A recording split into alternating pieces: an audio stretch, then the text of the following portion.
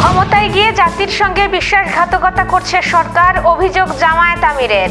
রাজপথে নামলে সরকারের পতন ঘটাতে বেশি সময় লাগবে না, বললেন ইসহাক সরকার। স্থানীয় সরকার নির্বাচনে তারুণ্যে জয় জয়কার হবে, মন্তব্য নাহিদ ইসলামের। সেন্ট মার্টিন নিয়ে অন্তর্বর্তী সরকারের সিদ্ধান্তই বহাল থাকছে। যশোর ইনস্টিটিউট নির্বাচন সম্পন্ন, গণনা শেষে চূড়ান্ত ফল আসতে হবে মধ্যরাত। রাতে পাকিস্তানে যাচ্ছে ইরানের প্রতিনিধি দল, সফর করবে রাশিয়াতেও। উজবেকিস্তানকে হারিয়ে বাংলাদেশের মেয়েদের ইতিহাস। দর্শক, আমাদের রাতের আয়োজনে আপনাদের সাথে আছি আমি স্বপ্না দেবনাথ। শুনছিলেন প্রধান শিরোনাম। এছাড়াও রয়েছে অন্যান্য বিভিন্ন গুরুত্বপূর্ণ খবর। বিস্তারিততে যাওয়ার আগে আপডেট খবর পেতে গ্রামের কাগজের ইউটিউব চ্যানেল সাবস্ক্রাইব এবং ফেসবুক পেজ ফলো করে রাখুন। ক্ষমতায় আসার পর গণভোট ইস্যুতে সরকার জনগণের সঙ্গে বিশ্বাসঘাতকতা করেছে বলে মন্তব্য করেছেন জামায়াত ইসলামীর আমির ও বিরোধী দলীয় নেতা ডাক্তার শফিকুর রহমান। আজ বাংলাদেশ খেলাফত মজলিস আয়োজিত গণসমাবেশে তিনি এই মন্তব্য করেন। সমাবেশে গণভোটের রায় এবং জুলাই সনদের পূর্ণ বাস্তবায়নের দাবি জানানো হয়। শফিকুর রহমান বলেন, গণভোটের রায় বাস্তবায়ন না হওয়া পর্যন্ত 11 দল কোনোভাবেই আন্দোলন থেকে সরে দাঁড়াবে না। সংসদ এবং রাজপথ দুই জায়গাতেই আন্দোলন অব্যাহত থাকবে। তিনি আরো বলেন, জনগণের অধিকার আদায় না হওয়া পর্যন্ত এই লড়াই চলবে। জুলাই আন্দোলনের সঙ্গে যারা বিশ্বাসঘাতকতা করবে তাদের কোনোভাবেই ছাড় দেওয়া হবে না বলে হুঁশিয়ারি দেন তিনি।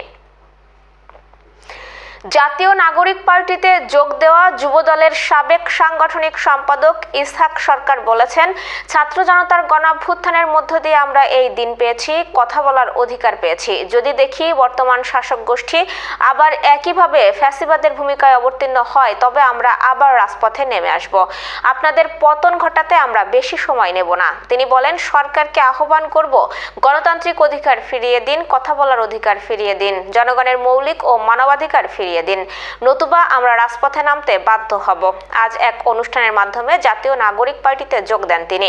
যোগদান অনুষ্ঠানের বক্তব্যে তিনি এসব কথা বলেন। তিনি বলেন, আমি যে দলের সঙ্গে সম্পৃক্ত ছিলাম, আজ দেখতে পাচ্ছি সেই দল তার গণতান্ত্রিক ধারা থেকে সরে গেছে। হয়তো তারা ভুলে গেছে 1400 শহীদের রক্তের সঙ্গে বিশ্বাসঘাতকতা করে এদেশে কেউ টিকে থাকতে পারবে না।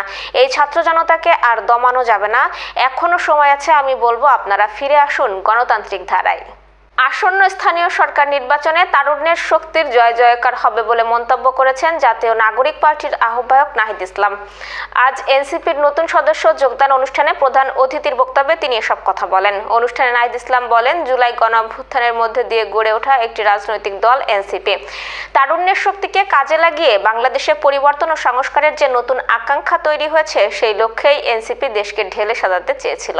সরকার জুলাই গণঅভ্যুত্থানের লেগেসি থেকে এই নির্বাচনকে বিচ্ছিন্ন করে একটি সাধারণ ক্ষমতা পরিবর্তনের নির্বাচনে পরিণত করেছে। সংবিধান সহ গুরুত্বপূর্ণ সংস্কার প্রস্তাবগুলো একে একে বাতিল করা হচ্ছে বলে অভিযোগ করেন তিনি। নাহিদ বলেন, সারা দেশ থেকেই এনসিপির প্রতি অভূতপূর্ব সাড়া পাওয়া যাচ্ছে। আমরা একটি সুসংগঠিত রাজনৈতিক দল গড়ে তুলতে চাই, যা তরুণ প্রজন্মের আকাঙ্ক্ষাকে ধারণ করে বাংলাদেশকে আন্তর্জাতিকভাবে মর্যাদাপূর্ণ রাষ্ট্র হিসেবে প্রতিষ্ঠিত করবে, কর্মসংস্থান নিশ্চিত করবে, বৈষম্য দূর করবে এবং গণতন্ত্র প্রতিষ্ঠা করবে। বছরে 3 মাস পর্যটকদের জন্য সেন্ট মার্টিন দ্বীপ খোলা থাকবে। অন্তর্বর্তীকালীন সরকারের এমন সিদ্ধান্তই বহাল রাখবে নির্বাচিত সরকার। 3 মাসের অধিক সময় পর্যটন চালু থাকলে সেন্ট মার্টিন দ্বীপের অস্তিত্ব বিপন্ন হবে বলে মনে করছে সরকার। ডয়েচে ভেলকে দেওয়া এক সাক্ষাৎকারে এসব তথ্য জানিয়েছেন পরিবেশ, বন ও জলবায়ু পরিবর্তন মন্ত্রণালয়ের মন্ত্রী আব্দুল আওয়াল মিন্টু। ডয়েচে ভেলের প্রশ্নের জবাবে লিখিত উত্তর দিয়েছেন পরিবেশ মন্ত্রী। তিনি বলেন, সরেজমিন বিজ্ঞান ভিত্তিক গবেষণা করে দেখা গেছে 9 মাস পর্যটন বন্ধ রাখার কারণে সেন্ট মার্টিন দ্বীপের পরিবেশ, প্রতিবেশ ও জীববৈচিত্র্য অবস্থার উন্নয়ন ঘটেছে। দীর্ঘ প্রায় 7 বছর ধরে সংশ্লিষ্ট সংস্থার সঙ্গে আলোচনা ও পরামর্শের ধারাবাহিকতায় সরকার 2024 সালে সেন্ট মার্টিন দ্বীপের পর্যটন নিয়ন্ত্রণের চূড়ান্ত সিদ্ধান্ত গ্রহণ করেছিল। অন্তর্বর্তী সরকারের সময়ে নেওয়া সিদ্ধান্ত অনুযায়ী বছরের 9 মাস সেন্ট মার্টিন দ্বীপে পর্যটক ভ্রমণে নিষেধাজ্ঞা রয়েছে। এবার যশোর সহ আঞ্চলিক সংবাদ। উৎসব মুখর পরিবেশে শেষ হলো যশোর ইনস্টিটিউট পরিচালনা পর্ষদের ত্রিবার্ষিক নির্বাচন। আজ সকাল 10টা থেকে বিকেল 5টা পর্যন্ত একটানা ভোট গ্রহণ চলে। নির্বাচনে মোট 3029 জন ভোটারের মধ্যে 2277 জন ভোটাধিকার প্রয়োগ করেছেন। ভোটের হার 75.17%। যশোর ইনস্টিটিউট পরিচালনা পর্ষদ নির্বাচন পরিচালনা কমিটির আহ্বায়ক ও যশোর সদর উপজেলা সহকারী কমিশনার ভূমি শামীম হোসেনের নেতৃত্বে গণনা চলছে। গণনা কক্ষে 2 প্যানেল ও স্বতন্ত্র স্বতন্ত্র প্রার্থীদের প্রতিনিধিরা উপস্থিত আছেন। নির্বাচন কমিশন সূত্র জানিয়েছে 20টি পরিচালনা পদের বিপরীতে সংস্কার ও উন্নয়ন সমিতি এবং পরিবর্তন ও উন্নয়ন পরিষদ 2 প্যানেলের 40 জন ও 2 জন স্বতন্ত্র সহ মোট 42 জন প্রার্থী প্রতিদ্বন্দ্বিতা করছেন। প্রায় 2300 ব্যালট হাতে গোনার কাজ চলায় চূড়ান্ত ফলাফল পেতে গভীর রাত হতে পারে বলে জানিয়েছে নির্বাচন সংশ্লিষ্টরা। দীর্ঘ বিরতির পর ইনস্টিটিউটে নির্বাচন হওয়ায় ভোটারদের মধ্যে ছিল বাড়তি উচ্ছ্বাস। তীব্র গরমেও বয়স্ক সদস্যদের উপস্থিতি ছিল চোখে পড়ার মতো। ভোট কেন্দ্রে আইন শৃঙ্খলা বাহিনীর সদস্যরা সতর্ক অবস্থানে ছিলেন। কোনো অপ্রীতিকর ঘটনার খবর পাওয়া যায়নি। ফলাফল ঘোষণার পর বিজয়ী 20 সদস্য আগামী 3 বছর যশোর ইনস্টিটিউটের 167 বছরের ঐতিহ্যবাহী এই প্রতিষ্ঠানের পরিচালনার দায়িত্ব পালন করবেন। যশোরের কেশবপুরে অবসরপ্রাপ্ত সশস্ত্র বাহিনী কল্যাণ সোসাইটির উদ্যোগে ফ্রি মেডিকেল ক্যাম্প অনুষ্ঠিত হয়েছে। আজ দিনব্যাপী শহরের প্রাথমিক শিক্ষক সমিতির মিলনায়তনে এই ক্যাম্পের আয়োজন করা হয়। মেডিকেল ক্যাম্পে চিকিৎসা সেবা প্রদান করেন ঢাকা CMH এর প্রাক্তন উপদেষ্টা, মেডিসিন বিশেষজ্ঞ ও কার্ডিওলজি বিভাগের সাবেক বিভাগীয় প্রধান অবসরপ্রাপ্ত মেজর জেনারেল অধ্যাপক ডাক্তার সৈয়দ আসিফ ইকবাল। আমাদের প্রতিনিধি রায়হান জানি জানিয়েছেন, এই দিন উপজেলার বিভিন্ন এলাকার 150 জন রোগীকে বিনামূল্যে চিকিৎসা সেবা ও প্রয়োজনীয় পরামর্শ প্রদান করা হয়। বাগেরহাটের মোরেলগঞ্জে প্রায় 1 কোটি টাকা ব্যয়ে 3টি খাল পুনর্খননের উদ্বোধন করেছেন এমপি অধ্যক্ষ আব্দুল আলিম। তিনি বলেন, ব্যক্তি স্বার্থ নয়, জনগণের স্বার্থই সর্বাগ্রে। খাল দখল করে মাছ চাষ নিষিদ্ধ থাকবে। এই প্রকল্পে 6 কিলোমিটার খাল খননে 1000 হেক্টর জমিতে সেচ সুবিধা বাড়বে। 1 ফসল থেকে 3 ফসলে উন্নত হবে বলে জানিয়েছে আমাদের প্রতিনিধি গণেশ পাল। আন্তর্জাতিক সংবাদ। ইরানের একটি প্রতিনিধি আজ রাতে পাকিস্তানে যাচ্ছে। সূত্রের বরাত দিয়ে এমন তথ্য জানিয়েছে ডন।